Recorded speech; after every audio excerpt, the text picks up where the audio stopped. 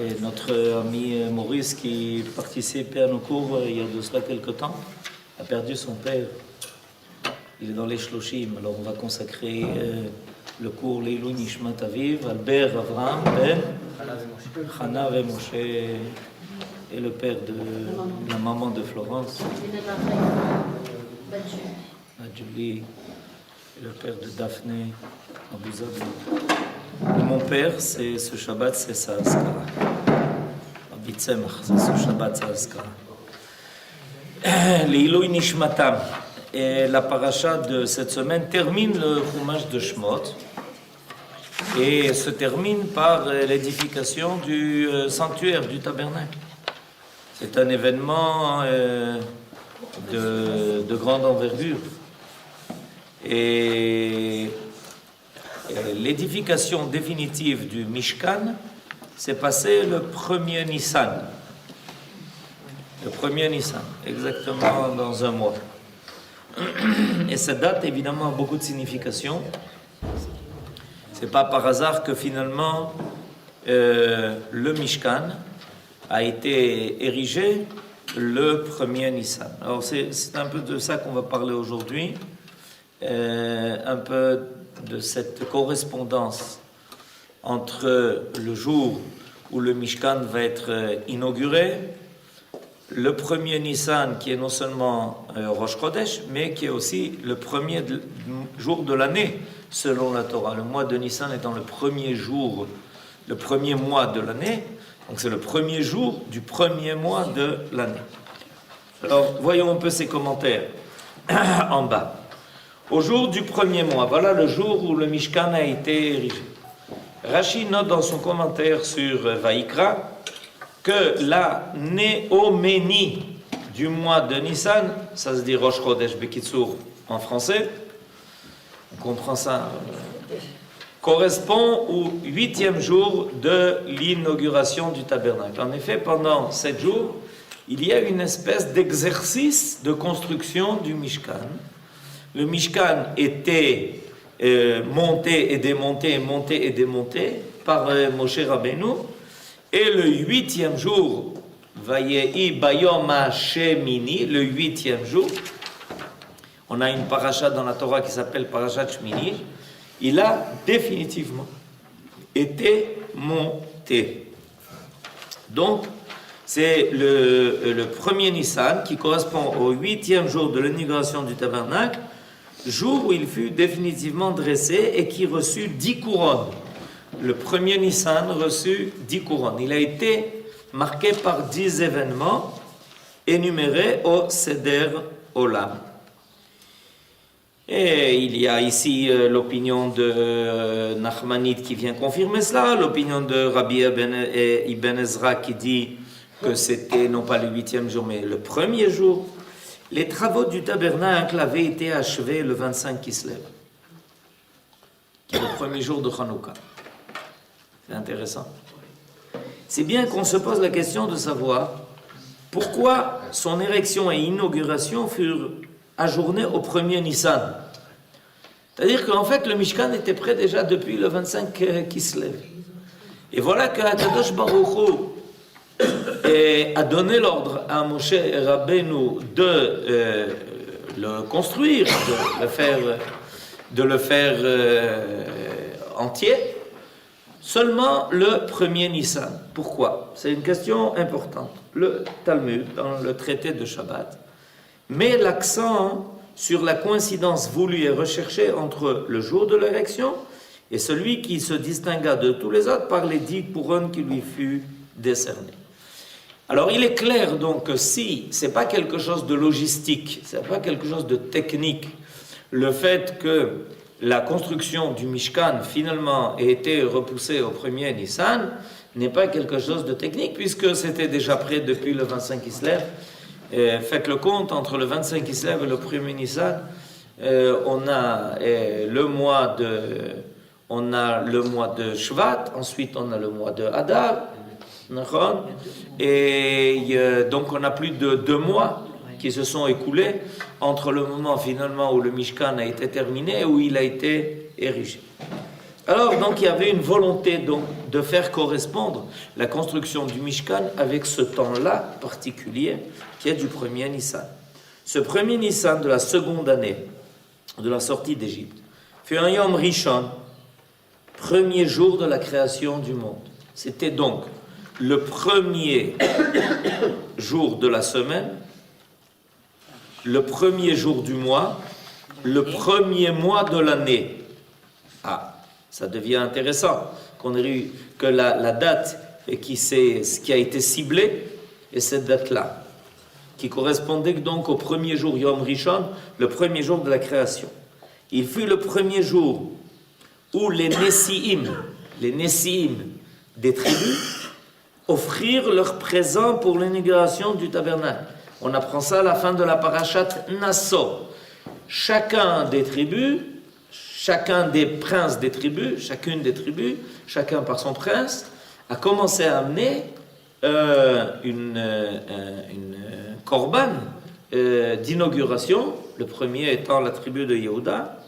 C'est le jour aussi où les Kohanim commencèrent à officier, où le culte des sacrifices quotidiens débuta, où le feu du ciel descendit pour consumer les sacrifices, où l'on commença la consommation de la viande sacrée à l'intérieur du Mishkan, où la Shrina vint résider au-dessus de l'Arche Sainte. Regardez dans le texte que vous avez au-dessus, c'est cité dans le verset 34. D'accord? Vayechas Anan et Oel Moed, ukvod Adonai malé et Mishkan, velo yachol Moshe lavo el Oel Moed, ki shachan alav he'anan, ukvod Adonai malé et Mishkan. La nuée enveloppa la tente d'assignation et la majesté du Seigneur remplit le tabernacle. Et Moshe ne put pénétrer dans la tente d'assignation, car la nuée, qui était la manifestation de la Shrina, reposait sur elle, et la majesté divine emplissait le tabernacle. Donc, il y a ici quelque chose qui est... C'est-à-dire que jusqu'à présent, on avait rencontré la présence divine au Har Sinaï, mais elle se manifestait en haut de la montagne, et nous, on était en bas. Et là, qu'est-ce qui se passe? Et là, on est devenus voisins. Shachen. Yafé Me'od, qui est l'étymologie du mot Shrina. Là, on est devenus voisins. Et au moment du Ma'amad Har Sinaï, il est clair qu'il y a une manifestation divine extraordinaire, phénoménale. Mais Moshe Rabbeinu était en haut, et le peuple était en bas. Donc le phénomène ici qui se crée est un phénomène où il y a une espèce d'intégration de la Shrina au sein du Mahané, au cœur du camp d'Israël, ce qui évidemment donne au peuple d'Israël une autre dimension. Ça devient son cœur, ça devient c'est les battements du cœur d'Israël deviennent la présence de la Shrina en son sein. C'est une autre dimension, c'est autre chose. Donc, et ça, tout ça c'est passé quand? Le Rosh Chodesh Nissan, le premier du mois de Nissan. Ce sont le jour où les Kohanim commencèrent à adresser leur bénédiction au peuple. Birkat Kohanim a commencé ce jour-là. Et les hauts lieux furent défendus et on commença le compte des mois. Beaucoup de choses donc ont été réunies ce jour-là. Et il y a une espèce de concentration dans le temps d'énormément d'événements. Ce qui, évidemment, on est tous conscients d'ailleurs, jusqu'à aujourd'hui, on a ce sentiment que Rosh Chodesh Nissan n'est pas un jour comme les autres, qu'il y a quelque chose de particulier qui se passe. Je pourrais dire que le mois de Hadar est en fait le mois de la préparation au mois de Nissan. Et je voudrais expliquer ça un peu plus. En réalité, c'est un grand problème de halakha, quand on a 2 mois de Hadar, comme cette année, de savoir quel mois faire pourri. C'est un grand problème de halakha. Pourquoi c'est un problème de halakha? Parce que le principe est que quand on est sorti, la question je la donne, l'équation, je l'explique, elle est facile. Est-ce que le mois de Hadar, c'est le mois qui vient après le mois de Shvat, ou est-ce que le mois de Hadar est le mois qui vient avant Nissan? Avant Nissan. Voilà, Kavod.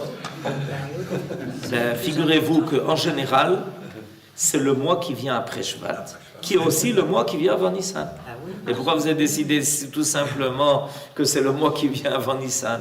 C'est-à-dire qu'en général, la définition du mois de Hadar, c'est le mois qui est postérieur à Shvat et qui précède Nissan. D'accord? Seulement le problème, c'est que quand il y a 2 mois de Hadar, alors on a un mois qui suit Shvat et on a un mois qui précède Nissan. Et alors? C'est le dernier mois d'année. Pourquoi? Pourquoi c'est pas le mois qui suivrait Shvat? Parce que c'est le dernier mois de l'année. Nissan, c'est le premier mois de l'année. Et alors?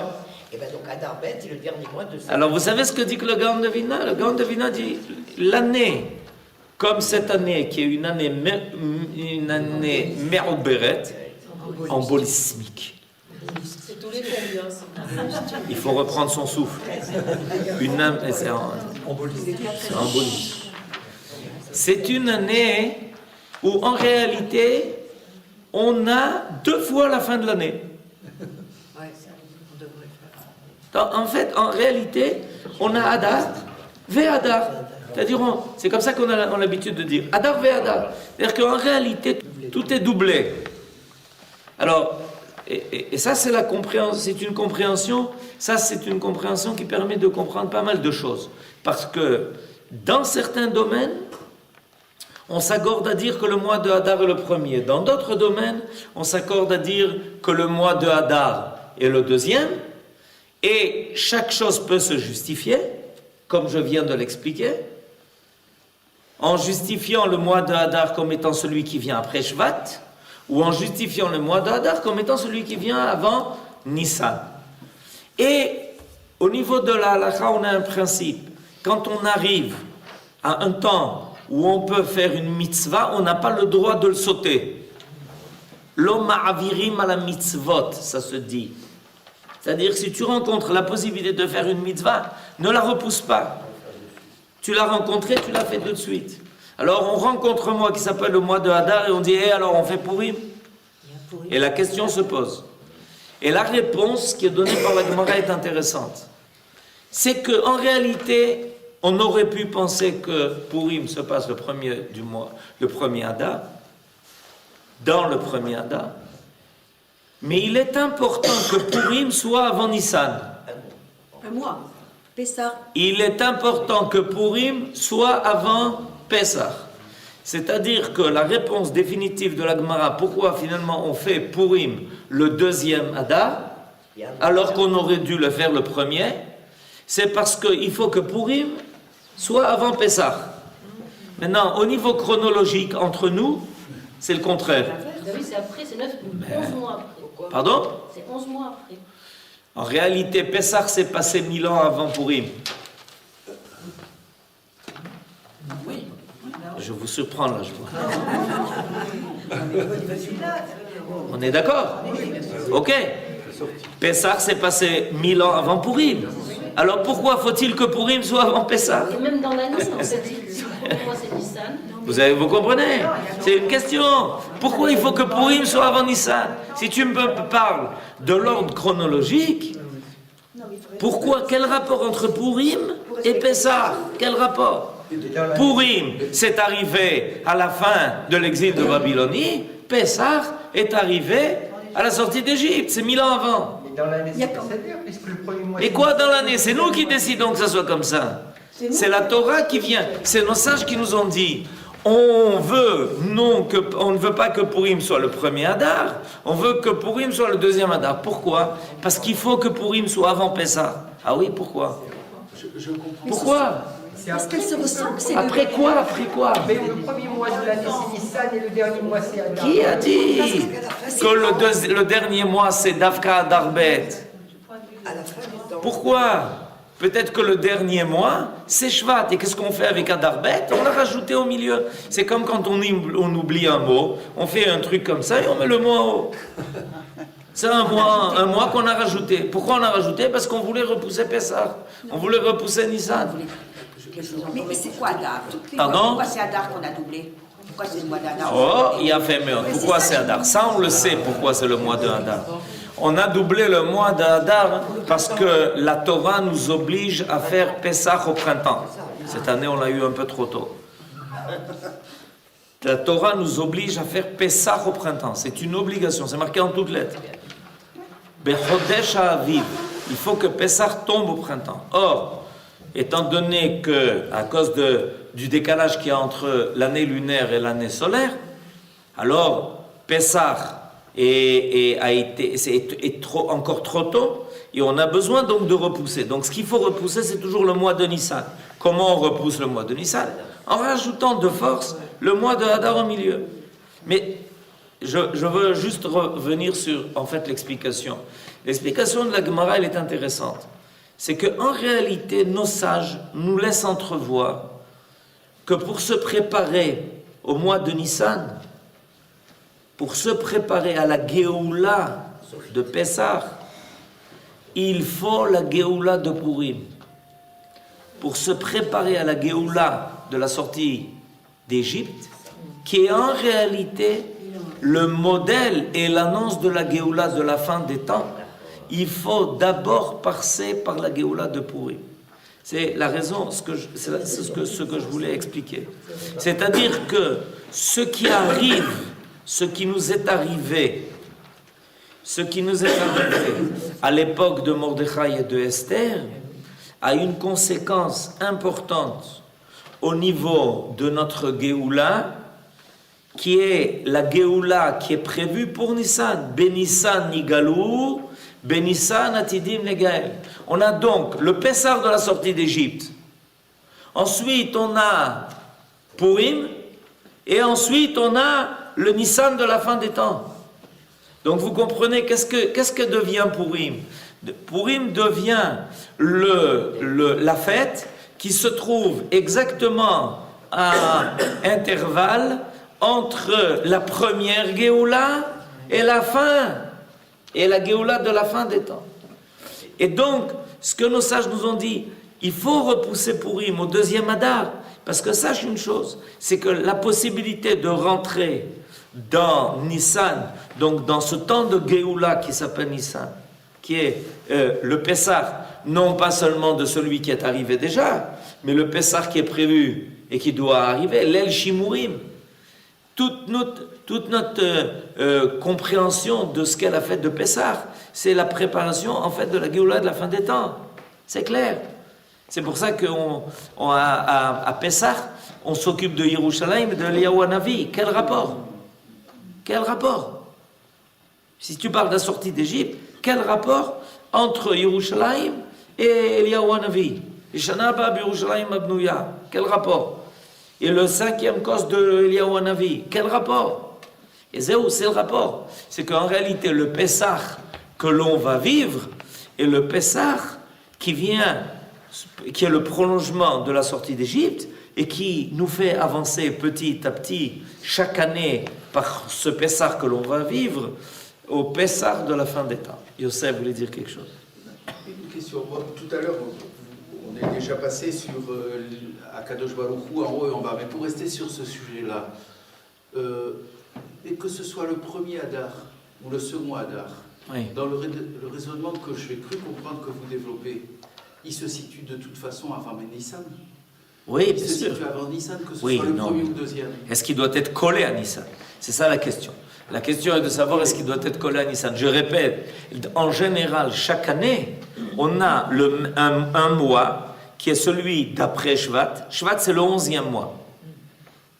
C'est un des mois, le mois de Shvat, qui a un chiffre dans la Torah. C'est comme ça que commence le dernier chumash de la Torah. Bachodesh Ashte Asa. Le mois de Shvat est appelé dans la Torah le 11e mois. Donc on sait que le mois de Shvat est le 11e. Après le 11e vient le 12e. Voilà, une année c'est 12 mois. Donc, quand j'arrive au premier Hadar, j'arrive au 12e mois. D'accord? C'est quoi, c'est quoi cette histoire d'une année où il y a 13 mois? C'est surprenant. Une année, elle a 12 mois. Zéro. Et tout d'un coup, on dit non, c'est le 12e, mais c'est pas le dernier. Ah, c'est surprenant ça. C'est 12e, c'est pas le 12e. Combien de tribus il y a? 12. Mais il y en a 13. On a de temps en temps des surprises, où 12 devient 13. Ménaché, la moitié de Ménaché. Non, pas la moitié de Ménaché. Avec la tribu de Lévi, dans le Ham Israël, il y a 13 tribus.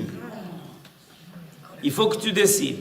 Soit tu comptes Yosef avec Lévi. Yosef, Lévi, il est là. Soit tu comptes Yosef avec Lévi. D'accord? Et alors on a 12 tribus. Mais si tu décides de prendre les deux fils de Yosef, qui sont Ephraïm ou Ménaché, et d'en faire 2 tribus, comme finalement Yaakov le décide, si tu laisses Lévi, il n'y en a plus 12, il y en a 13. Alors il y a 12 tribus ou il y a 13 tribus? Il y en a 12 qui sont 13. Et puis de temps en temps, on a 12 mois qui sont 13 mois. Incroyable ça. Surtout que 13, c'est le mot Echad. C'est surprenant. Et oui, évidemment, ça peut être que ça. Qu'est-ce que vous avez dit? On n'a pas Je entendu. pourrais faire un petit flashback pour essayer de comprendre pourquoi il y a ce décalage de 2 mois entre la fin de la préparation du Mishkan et l'inauguration. Dieu aurait pu faire en sorte qu'on termine le Mishkan juste au moment de cette inauguration. Ou faire l'inauguration à ce moment-là. Oui, mais enfin, il y avait- Vous savez qu'il y a un midrash phénoménal, d'ailleurs, Abraham, qui dit que pourquoi la fête de Hanouka est tombée le 25 Kislev? Parce que le mois de Kislev s'est présenté devant Akadosh Baruch Hu. Nous, on n'a aucun problème pour que les mois se présentent devant Akadosh Baruch Hu, etc. Le midrash dit que le mois de Kislev s'est présenté devant Akadosh Baruch Hu et a dit à Akadosh Baruch Hu, c'est l'offert. Il lui a dit en anglais, c'est l'offert. Il lui a dit pourquoi? Il dit parce que regarde, les enfants d'Israël ont fini de préparer tout le Mishkan, et puis tu les laisses pas leur construire le Mishkan, et tout est prêt. Alors, Akadosh Baruch Hu dit au mois de Kislev, Nachon, tu as raison, Zélo Yafé. Mais sache une chose, viendra un temps où le 25 Kislev, il y aura une inauguration qui arrivera. Ça s'appelle Hanouka. C'est quoi Hanouka? Inauguration. Et donc Akadosh Baruch Hu a payé au mois de Kislev le dû qu'il lui devait de l'époque de Moshe Rabbeinu. Quand les Hashmonaïm ont réussi à reconquérir Yerushalayim et à reconstruire, à rénover le Beth Amikdash, d'une certaine façon ça s'appelle le reconstruire, de l'intérieur, pas de l'extérieur. Alors, l'inauguration du Beth Amikdash s'est passée le 25 Kislev. Et le Midrash dit que ça s'est fait comme paiement de ce qui aurait dû arriver à l'époque de Moshe Rabbeinu. Où le 25 Kislev, tout était prêt pour commencer l'inauguration du Mishkan. Il dit à Akadosh Baruch Hu, t'inquiète pas. Finalement, personne n'est lésé. Si quelque chose te revient, ça te reviendra. Alors, vous vouliez dire quoi? C'est tout. Donc, je voulais savoir pourquoi, vous avez Voilà. expliqué les 2 mois de décalage. La fête de Purim, en réalité, dans l'histoire, n'est pas terminée. La fête de Purim, Vedaï qu'elle n'est pas terminée. Alors, comme elle n'est pas terminée, elle se terminera à Pessah. La fête de Purim ne peut se terminer qu'avec l'aboutissement à Pessah. Bêta. La fête de Purim, c'est quoi? La fête de Purim, c'est 2 choses essentielles. 2 choses essentielles. La première chose essentielle, c'est qu'on ne peut pas arriver à la Géoula sans passer par un affront par le fait d'affronter Amalek. C'est incontournable. La Géoula ne peut pas apparaître sans que l'on affronte Amalek. Pourquoi? Parce que Amalek, c'est l'antithèse d'Israël.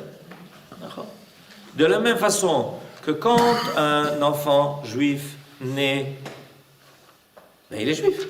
Il n'a rien fait pour ça. Quand un Amaleki naît, il est Amaleki, il n'a rien fait pour ça. Mais il est Amaleki. Il doit prouver le contraire. Alors, ça c'est la première chose. La deuxième chose que l'on apprend de la Géoula de Purim, c'est que l'histoire d'Israël ne peut pas se terminer en galoute. Elle ne peut pas aboutir là-bas. On le voit. La Megillat Esther n'est pas terminée. On la voit qu'elle n'est pas terminée. On reste avec un hiatus, comme ça on dit en français. Et comment ça se termine? On nous dit à la fin, tu sais, Achashverosh, il était roi, et Mordechai était le second du roi de Achashverosh. Asma aussi. On s'est libéré de Haman, il a été pendu, et Achav ma Koré Achav. Expliquez-moi à la fin de Megillat Esther, ma Koré. Ma Koré. Ma Koré. On est là-bas. On a réussi à déjouer la ruse de Haman. Mais Asma, il faut continuer. C'est pour ça que la Megillat Esther, et par nos sages, et Maïmonide l'amène dans ses halachot, est une Megillah qui ne disparaîtra pas parce qu'il faut finir de l'écrire. Il faut finir d'écrire Megillat Esther. Oui, mais est-ce que ça a à voir avec le fait que le nom de Dieu n'apparaît pas dans la Megillah? Mais peut-être que ça a à voir. Ça veut dire qu'il faut le faire apparaître. Tous les mots vont le reconnaître. Mais il faut le faire apparaître. Dans la Megillah, Il ne peut pas continuer à rester occulté dans la Megillat Esther, le nom de Akadosh Baruch Hu. Ça veut dire quoi le faire? Quand le nom de Dieu est dévoilé, ça veut dire qu'il n'y a pas de doute. C'est dévoilé, quoi. Il est là. Quand on est sorti d'Égypte, le nom de Akadosh Baruch Hu, il est là, tout le monde est d'accord. Et le doute, c'est Amalek. Hein? Le doute, c'est Amalek. Ben diouk. Par contre, quand le nom de Akadosh Baruch Hu n'est pas dévoilé, c'est le seul livre de Tanakh où le nom de Akadosh Baruch Hu n'est pas dévoilé, ça veut dire que Akadosh Baruch Hu nous dit, c'est Chavot, dévoilez-le, c'est votre travail. Quand même dans la Megillah, on dit que Ayudim qui move et qui veloute. C'est une suite à Matan Torah où c'est ça la foi d'Israël. La foi d'Israël, c'est que même quand le nom de Dieu n'apparaît pas, les enfants d'Israël voient tout ce qui se passe et ils disent, ah ça c'est Akadosh Baruch Hu. Ça c'est la foi. Quand tu lis, voilà, Akadosh Baruch Hu, quand il y a marqué dans les journaux, Akadosh Baruch Hu a ouvert la mer Rouge. Alors tu y crois ou tu y crois pas? Tu crois ou tu crois pas? Vas-y, tu es qu'à aller voir. Mais quand le nom de Akadosh Baruch Hu n'apparaît pas dans l'histoire, et que les enfants d'Israël, à Purim, disent, mais cette histoire, sachez une chose, c'est Akadosh Baruch Hu, alors on est considéré comme le Hama Minim. C'est comme aujourd'hui. Ma Koré Barolam. Ah, Koré Barolam. Pam ze po, pam ze sham, pam ze po, pam ze sham. Nous, Ma Koré Barolam. אתה רואה שזה הקדוש ברוך הוא, אתה לא רואה. זה מגילת אסתר. אם אנחנו לא אומרים, זה יד השם, מה שקורה, אז אנחנו לא גמרנו עם מגילת אסתר. On n'a pas fini avec מגילת אסתר. On continue à jouer à cache-cache avec הקדוש ברוך הוא. הקדוש ברוך הוא dans la מגילת אסתר joue à cache-cache. Et notre rôle, c'est de le trouver. C'est comme ça à cache-cache. Comment on joue à cache-cache? Il faut trouver celui qui se cache. C'est pour ça que ça s'appelle Megillat Esther. Megillat Esther, c'est l'ancien nom du jeu de cache-cache. Avant, ça s'appelait Megillat Esther. Et puis, avec le temps, ils ont appelé ça jeu de cache-cache. D'accord? C'est ce qu'on jouait quand on était jeune. Il faut trouver Akadosh Baruch Hu. Une fois en Ukraine, une fois en Syrie, une fois tatita, une fois tatata. Et ah oui, c'est H, on ne comprend pas pourquoi, tatata. On va dire Akadosh Baruch Hu, dis Akadosh Baruch Hu mène l'histoire. Makara. Okay. En partie, ils l'ont trouvé parce que Purim, c'est l'acceptation de la Torah en Oui, c'est ce qu'il vient de dire. Qui mouve et qui blou. C'est ce qu'il a dit. Qui mouve et qui blou. C'est-à-dire que les enfants d'Israël, les béné Israël, ont accepté d'être les porteurs du message divin dans le monde, qui se traduit aussi par une conduite voulue par Akadosh Baruch Hu. Ils ont accepté. Alors que Akadosh Baruch Hu a fait ça par l'intermédiaire de personnages qui ont l'air tous des personnages de cour, et les Bnei Israël ont dit non, non, non, non, non, on sait que c'est Akadosh Baruch Hu qui tire les ficelles, c'est lui qui mène tout ça, on le sait. Baruch. Ils étaient déjà plus mûrs qu'au Har Sinaï, où ils ont été, on explique un petit peu cette immaturité quand ils ont reçu la Torah, c'était vraiment très tôt, très peu de temps après la sortie d'Égypte. On peut comprendre. Et là, à Purim, on a déjà la maturité qui s'est déjà développée. La maturité, ça apparaît à la fin de la Megillah, elle n'apparaît pas au début de la Megillah. Au début de la Megillah, d'après nos sages, ça a commencé comme au Har Sinaï. Oui, oui. Comme au Har Sinaï, il y a une révélation divine et on a parlé du Vaudor, d'accord? Alors, au début de la Megillat Esther, il y a le festin de Achashverosh et d'autres disent qu'ils sont prosternés devant la statue de Nebuchadnezzar. Ça commence, la maturité, elle apparaît à la fin. À la fin. Il y a un temps pour... mais Am Israël, finalement, en fin de parcours, à nouveau révèle sa capacité de Emouna. Il révèle sa capacité de Emouna. Quand il passe par tout cela, il finit par finalement révéler sa capacité de Emouna. Qui mouve et qui blou, c'est la capacité de la Emouna de Am Israël, d'avoir reconnu la présence divine dans tout ce qui se passe. Ce jour faste apparaît ainsi comme étant prédestiné à marquer une nouvelle ère. Il était caractérisé d'ores et déjà comme début du renouveau printanier dans la nature, premier Nissan, et comme début de la nouvelle ère nationale du peuple juif affranchi, sorti d'Égypte. Puisque le premier Nissan a été la première mitzvah donnée à Israël, la première mitzvah donnée à Israël, le premier Nissan, alors qu'on était encore en Égypte. C'est-à-dire qu'on a déjà senti le chidouche, que zéou, on avait fini avec l'asservissement et qu'on était capable de se renouveler. Donc à chaque fois qu'arrive le mois de Nissan, réapparaît le principe de la capacité de se renouveler. En quoi? En sa foi, dans une histoire qui est nouvelle, dans la capacité de dépasser les obstacles et dépasser les éléments qui nous bloquaient dans notre possibilité d'avancer. Oui, est-ce qu'il n'y a pas là quelque chose qui rejoint le fait que ce que vous décrivez, c'est le début de la sortie de la Géoula, et la fin, on rejoint le fait que la deuxième version de Nissan, ce sera le moment de la Géoula. D'accord? Bédiouk, Estelle. Il dit la capacité de se renouveler. Alors, quel est l'autre renouvellement qui existe à Rosh Hashanah? Parce qu'à Rosh Hashanah aussi, il y a un renouvellement. Est-ce qu'il est du même ordre qu'à Nissan? Pardon? C'est de l'ordre du collectif et du... Ben, bien sûr. C'est individuel. Exactement la différence du renouvellement. À Rosh Hashanah, c'est individuel. Et il y en a pas un, Chacun fait tout ça. C'est individuel. C'est individuel. Hein? C'est individuel. C'est un travail qui est... C'est pas seulement ça.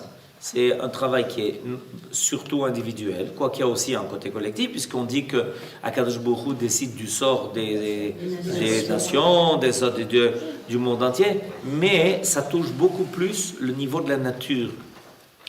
Rosh Hashanah, c'est le moment où Akadosh Baruch Hu voit son monde et décide de la bonne marche des lois de la nature. Et en plus de ça, ça se fait par un jugement. C'est un jugement qui peut être sévère.